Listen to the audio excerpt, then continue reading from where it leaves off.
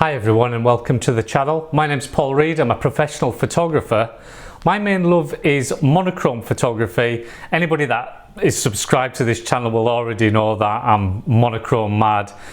One of the cameras which I use is the Leica Q2 monochrome, and I really love using that. One of the things which I use that for is street portraits. And I just love taking pictures of people. I love interacting with people. I just love, just capturing people's personalities. So this might be something that you want to do. And to begin with, it feels really difficult to approach strangers and ask to take their portraits.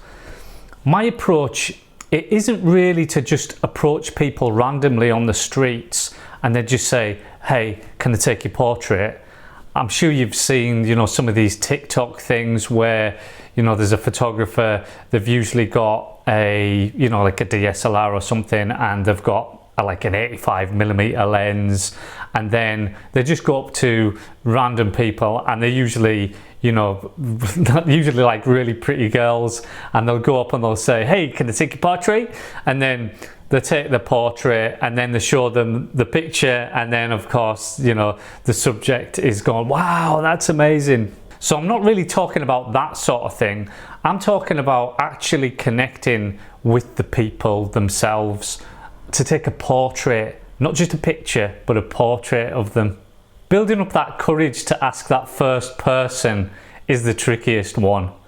Now if it's the technical aspect that's worrying you, then the best thing to do really is practice on a friend first. And I don't mean, take their picture around the house or anything like that.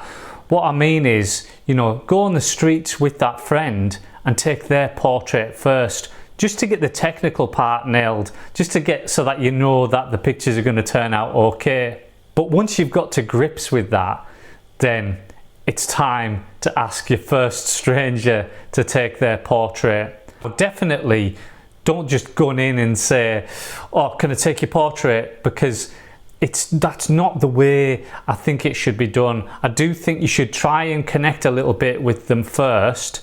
Yeah, you can say, oh, I'm a photographer, I'm just doing some street photography today, I'm doing some street portraits, and then just get into a conversation with them first. Try not to single out people who are on their own.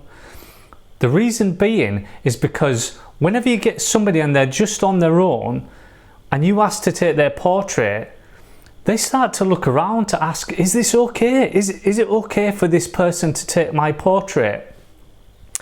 And there's nobody to answer them, and they just don't know if it is okay or not sometimes. If you get people where there's either a group of them or say there's two people, then you can be sure what happens is the other person encourages them to get the portrait taken. They're usually saying, go on, get your portrait taken. And of course they will. But then you can take the other person's portrait, you can kind of say, oh, well, you haven't got away with it. And then of course then their friend will then encourage them to get their portrait taken too. So a lot of the times you're going to get two portraits and you only asked once. Now my issue sometimes is that you've got the right person in the wrong location, or the right location with the wrong person, and it is difficult sometimes, especially when you're just using natural light, to really get a good street portrait. Sometimes there is a little bit of luck involved. One of the pieces of equipment which I actually do use other than the camera sometimes is a reflector. Now these reflectors, they just pop up, and sometimes as well it gives the subject something to hold, so that they've got something to do with their hands. Obviously that's only good if you're kind of doing maybe kind of waist up or shoulders up, but a reflector is really going to throw some light into their face and also put some nice catch lights in their eyes too.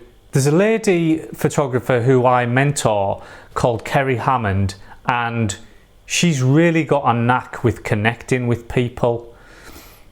The photography part is always the secondary element to her photography. She really connects with people. She's interested in what they have to say, and she really strikes these connections with people. Have a look at these images here. I just think, you know, these are absolutely fantastic, and this just shows just putting that time in to speak to people, what you can get out of it.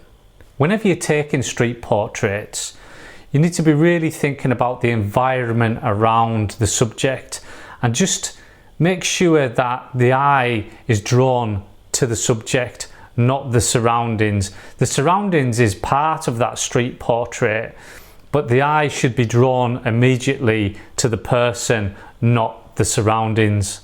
The great thing about street portraits is most of the time you'll actually make somebody's day. I can't tell you the amount of times whenever afterwards the person has said, "You've just made my day." And even the people who are initially kind of wary of you and saying, "Oh, I don't know, I mean, what do you want it for?" I mean, you know, that sort of thing. Afterwards, they feel good and they're happy. And that is a really rewarding thing about photography sometimes. If you really make somebody's day, then you can go away happy as well. And look, don't worry if one person says no.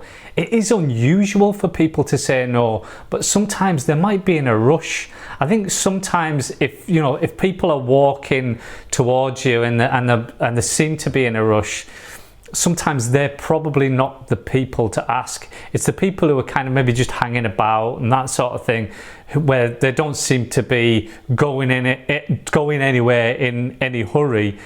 Those are normally the best people to ask. For a while, I went around with some business cards and it just had a little picture on it of one of my portraits, and it simply said the portrait project on the card. And if anybody said, "Oh, so why do you want to take my portrait?" and then I would say, "Well, I'm doing a portrait project," and then I would show them the card which said portrait project on it. And that really kind of stopped most of the questions and, you know, their wariness of me taking their portrait in the first place. And as usual, I really suggest that you print your work. I always leave a link in the description to RJ Print Lab. I printed one of my favourite portraits of all time, which is the Bairn in the Barn, as a platinum palladium print, and it's just absolutely beautiful. If you want to learn how to do platinum palladium printing, go to the link in the description for RJ Print Lab and he'll sort you out. So thanks everybody for watching this video again today. If you've got any questions at all, just put them in the comments, and please don't forget to subscribe. If you've got any suggestions of anything else you want to see from me, anything you want me to talk about, then I'll be happy to do that. If you want something a little bit more in depth, I do online one-to-one workshops. And then also, if you're a little bit more advanced with your photography, then I do mentorships as well. Thanks again for watching. I'll see you next time.